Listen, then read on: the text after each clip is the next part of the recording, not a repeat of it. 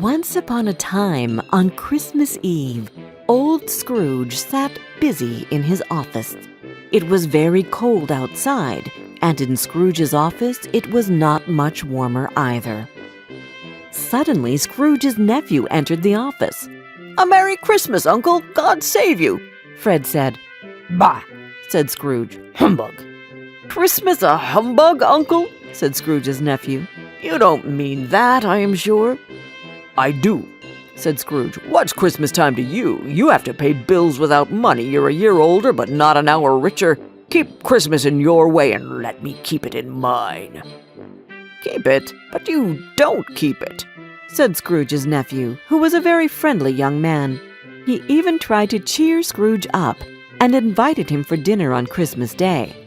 But Scrooge said no and sent him out.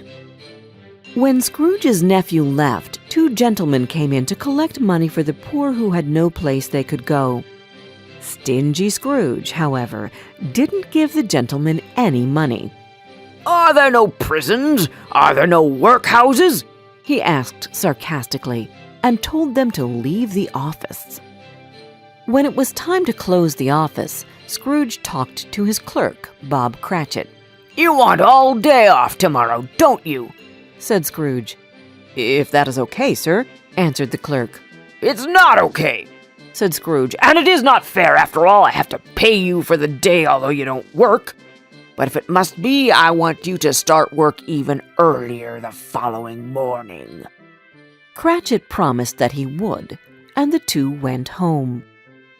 Scrooge lived all alone in an old house. The yard was very dark and scary that night, and when Scrooge wanted to unlock the door, he had the feeling that he saw the ghost of his old business partner, Marley, who died a long time ago there. This was rather spooky, but Scrooge was not frightened easily. "Humbug," he said, opened the door and walked in. He locked himself in, however, which he usually didn't do. But then he felt safe again and sat down before the fire. Suddenly, Scrooge heard a noise deep down below, as if someone was dragging a heavy chain. The noise came nearer and nearer, and then Scrooge saw a ghost coming in right through the heavy door. It was Marley's ghost, and his chains were long. They were made of cash boxes, keys, and heavy purses. "Who are you?" said Scrooge. "In life, I was your partner, Jacob Marley. But why do you come to me now?" "I must wander through the world, and I wear the chains because I was so stingy in life. I only cared about business, but not about the people around me. Now I am here to warn you. You still have a chance, Ebenezer. 3 spirits will come to you. Expect the first tomorrow, when the bell tolls 1.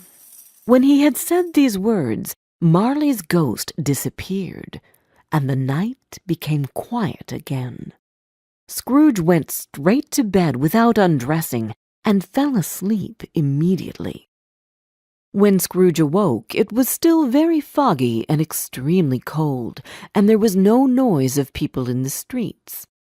Marley's ghost bothered him. He didn't know whether it was a dream or not. Then he remembered that a spirit should visit him at 1 o'clock, so Scrooge decided to lie awake and wait to see what happens. Suddenly, the clock struck 1. Light flashed up in the room, and a small hand drew back the curtains of his bed. Then Scrooge found himself face to face with the visitor. It was a strange figure, like a child, yet not so like a child as like an old woman. Her hair, which hung about her neck and down her back, was white as if with age, and yet the face had not a wrinkle in it. "Who and what are you?" Scrooge asked the ghost. "I am the ghost of Christmas past. Rise and come with me." The ghost took Scrooge back in time to a place where Scrooge was a boy. There Scrooge could see his younger self playing with other children. They were cheerfully running around the Christmas tree, and although they were poor, they had lots of fun. The spirit also took Scrooge to a warehouse where Scrooge was an apprentice. Scrooge saw the merry Christmas Eve they spent in the office with their boss, Mr. Fezziwig, and his family.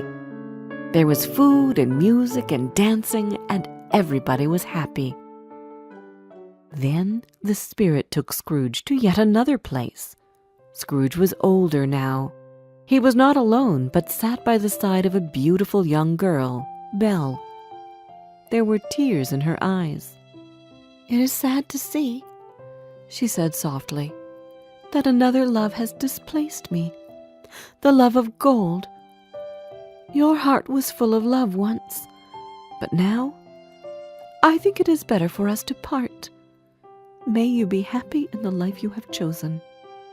"Spirit," said Scrooge, "show me no more. Take me home. Why do you torture me?" "One shadow more," said the ghost. They were in another scene and place, a room not very large or handsome, but full of comfort. There was a happy family celebrating Christmas with all their warmth and heartiness.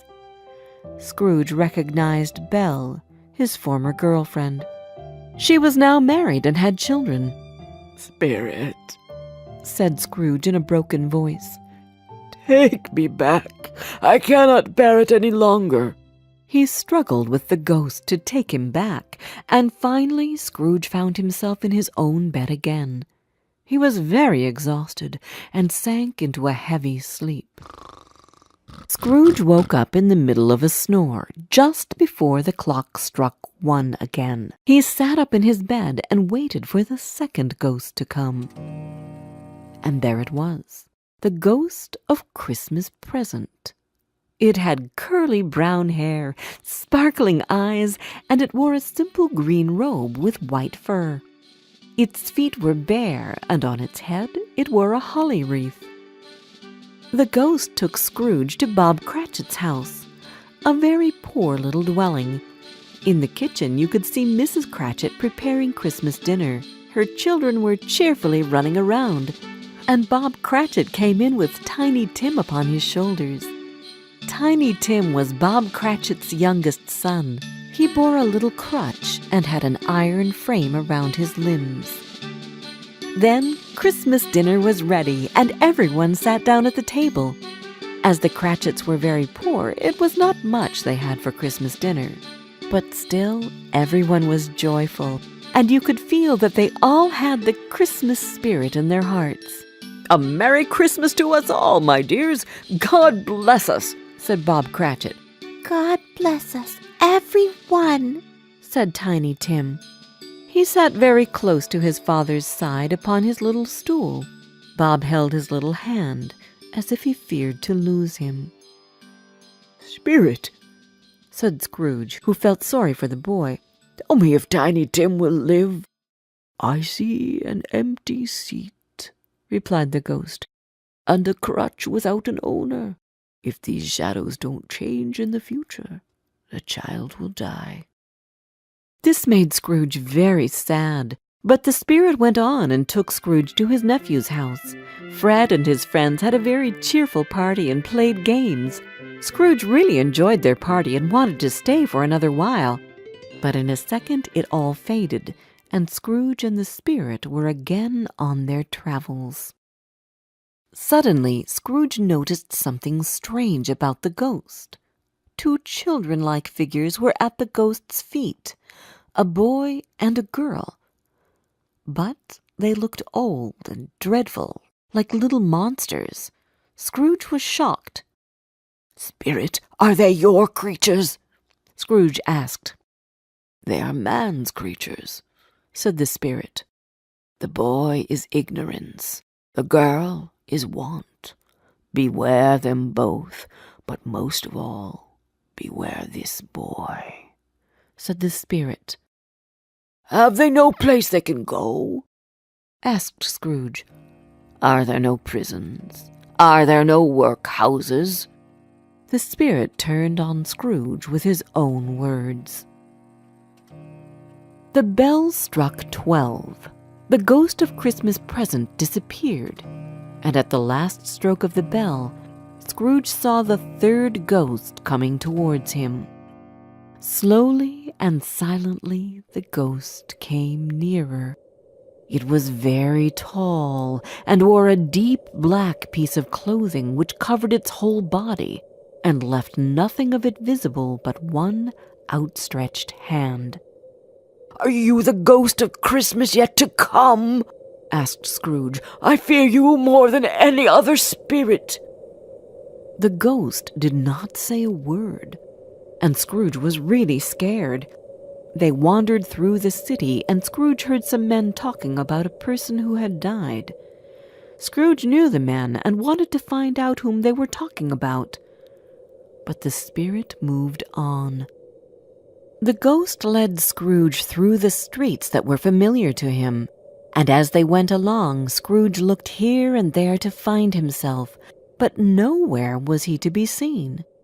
They entered poor Bob Cratchit's house and found the mother and children by the fire. Quiet, very quiet. The noisy little Cratchits were as still as statues. When Bob Cratchit came in, the children hurried to greet him. Then the two young Cratchits got upon his knees and laid their little cheeks against his face, as if to say, "Don't mind it, Father. Don't be sad." "You went there today?" said his wife. "Yes, my dear," returned Bob. "I wish you could have gone. It would have done you good to see how green the place is. But you'll see it often. I promised him that we would walk there every Sunday." "My little child," cried Bob. "My little child." He broke down in tears. He couldn't help it. If he could have helped it, he and his child would have been farther apart, perhaps, than they were. The ghost moved on and took Scrooge to a churchyard. The spirit stood among the graves and pointed down to one. Scrooge slowly went towards it, and following the ghost's finger, read upon the stone of the grave his own name, Ebenezer Scrooge. "Spirit!" Scrooge cried, "hear me! I am not the man I was. I will not be the man I must have been so far. Why show me this if I am past all hope? Good Spirit, I will honor Christmas in my heart and try to keep it all the year. I will live in the past, the present, and the future. The spirits of all three shall be within me. I will not ignore the lessons that they teach. Oh, tell me that I may change my fate." Full of fear, Scrooge caught the spirit's hand. But the spirit suddenly changed. It shrunk and faded, and finally turned into a bedpost. Yes, and the bedpost was his own. The bed was his own. The room was his own. Best and happiest of all, the time before him was his own, and he could make the best of it. "I will live in the past, the present, and the future," Scrooge repeated as he got out of bed. "I don't know what to do. I'm as happy as an angel.